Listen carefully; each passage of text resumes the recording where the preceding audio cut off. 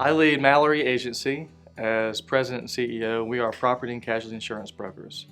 So we service clients both in personal insurance, from families to high net worth families and family offices, to commercial insurance, small business entrepreneurs to middle market companies, worth usually between 30 to 300 million in gross annual revenue. We started in 1907, and I'm fourth generation, privately held by the same family. I first met Mo through a networking group, and full of energy, full of life, and it was really interesting how he kept on using the term business development.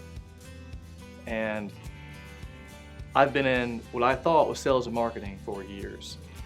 And when I heard someone using the phrase business development, I kind of thought, okay, whatever. You know, we're all in sales and marketing. And then literally in my head, I didn't physically roll my eyes, but in my head I'm rolling my eyes like, this is just a guy that's fired up on Red Bull and he's talking about business development.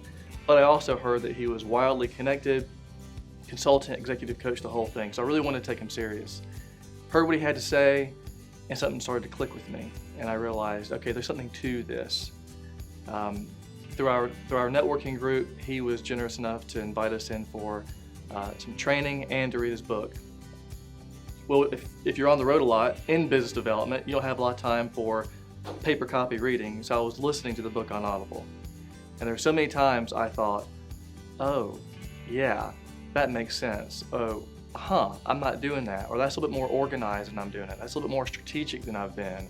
That's a little bit more intentional than I've been. Then I go to the training.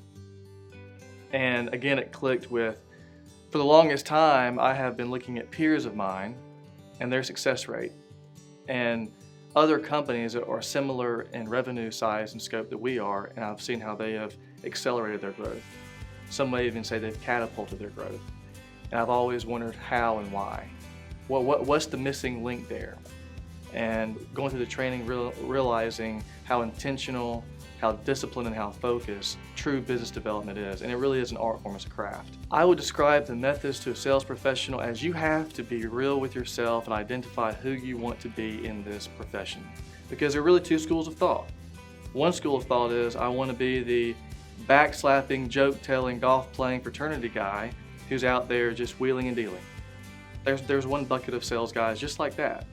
There's another bucket of sales guys and gals that want to be true seller expert, business development executives, and looking for strategic ways to approach an opportunity. The psychology behind understanding what the buyer wants before they can articulate that to you.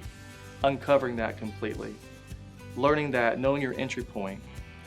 Knowing what to give before you get anything.